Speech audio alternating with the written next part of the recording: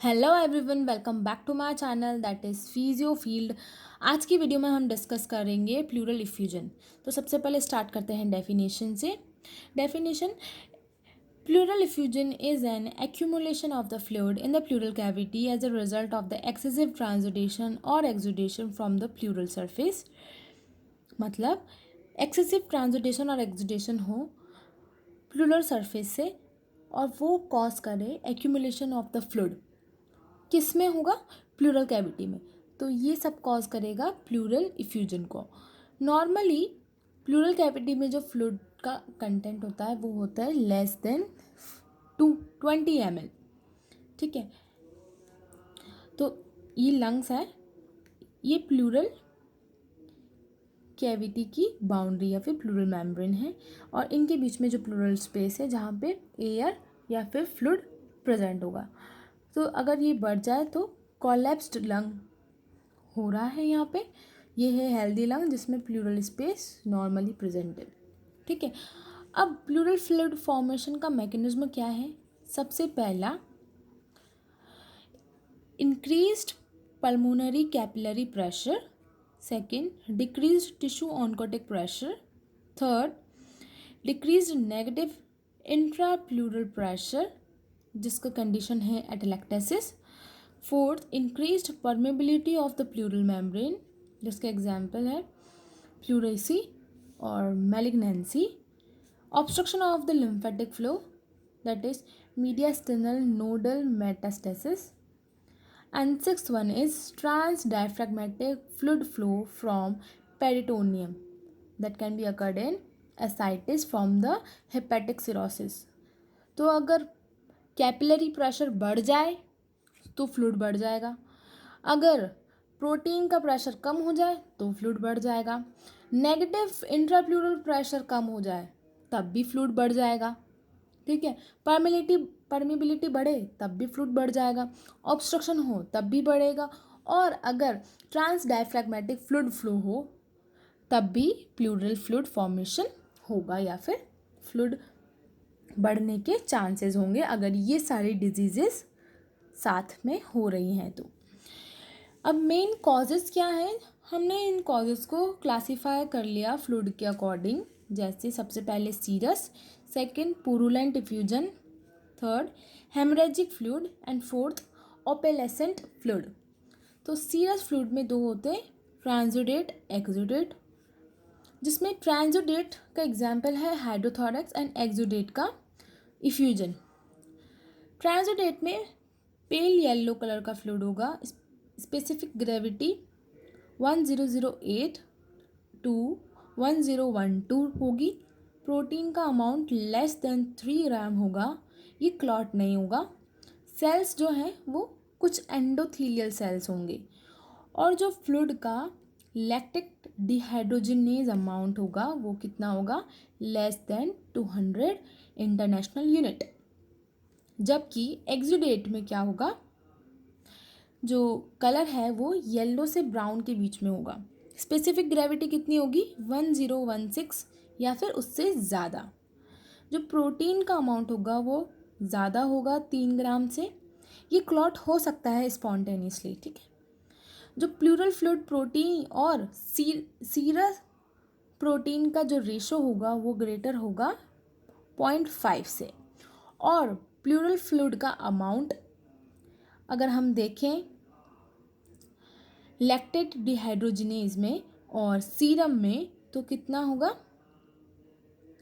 More than 0.6। ठीक है, अब हम देखते हैं पुरुलेंट इफ्यूजन जो किस में होगा? एम्फाइमा में।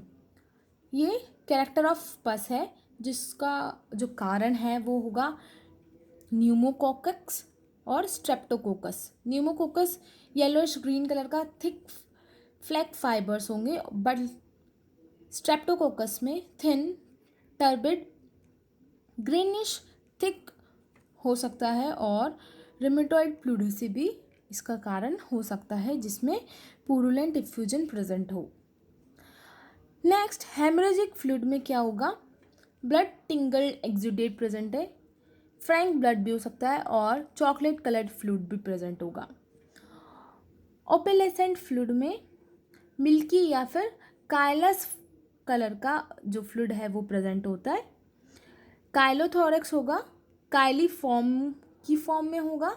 ग्लोब्यूल स्मॉल होंगे। जो स्यूडो काइलोथोरैक्स भी प्रेजेंट हो सकता है और कोलेस्ट्रॉल प्लूरेसी भी हो सकता है जिसमें कोलेस्ट्रॉल का अमाउंट ग्रेटर देन 200 mg/dl होगा। तो ये मेन जो क्लासिफिकेशन है वो प्लूरल फ्लूइड के अकॉर्डिंग किए गए हैं कि जिसमें जौन सा फ्लूइड की कैरेक्टरिस्टिक्स होगी उस अकॉर्डिंग ही जो डिजीज़ है वो कॉज करेगी। तो ये सारे अप्रॉक्सीमेटली डिजीज़ के नाम हैं, ठीक है, जिसकी वजह से जो प्लूरल इफ्यूजन है वो हम क्लासीफाई कर सकते हैं। अब मेन कॉमन कॉजेज़ क्या हैं प्लूरल इफ्यूजन के?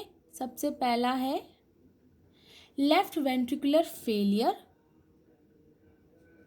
Liver cirrhosis, hypoalbuminaemia, peritoneal dialysis, hypothyroidism, TB, post pneumococcal malignancy, pulmonary infarction, rheumatoid arthritis and other autoimmune diseases. Meigs syndrome भी हो सकता है जिसमें प्लूरल फ्लूइड या फिर hydrothorax associated with ascites due to an ovarian tumor. Ovarian tumor means benign fibroma or the malignant disease.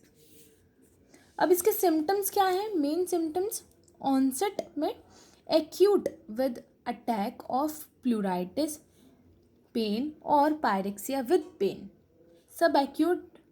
And third stage is insidious जिसमें ill defined health by dyspnoea. Main symptoms are pain due to pleurisy, dyspnea, difficulty in breathing, cough usually dry, loss of weight, toxemia, malaise, fever, anorexia will be there.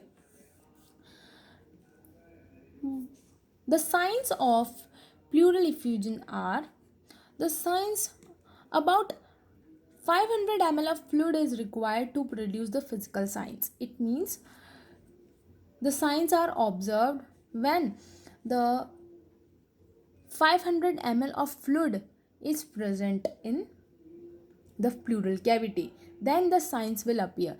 So mainly 4 signs are there: inspection, palpation, percussion and auscultation. So in inspection with large effusion, orthopnea is there.